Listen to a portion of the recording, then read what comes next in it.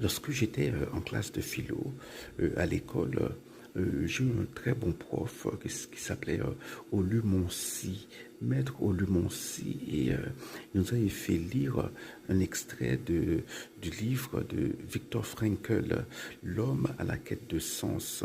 Et lorsque je suis parti, eh bien, j'ai lu le livre voilà, dans la langue originelle. Euh, et, euh, et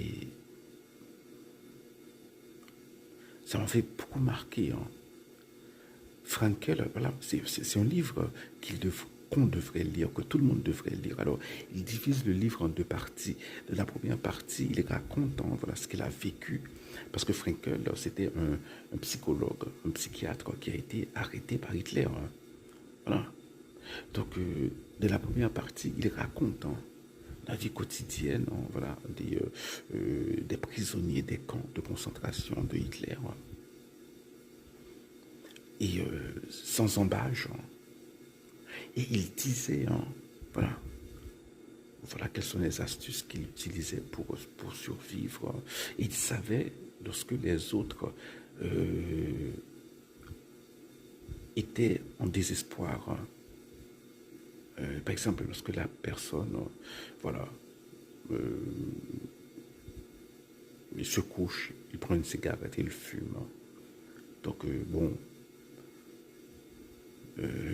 pour cette personne-là, il dit, bon, c'est fini. Là, il a renoncé à se battre.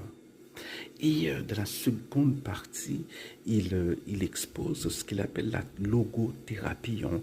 C'était sa façon de guérir ses malades, hein. Les malades de névrose, de toutes sortes de choses, hein. Et sa thérapie, alors sa stratégie, c'était de,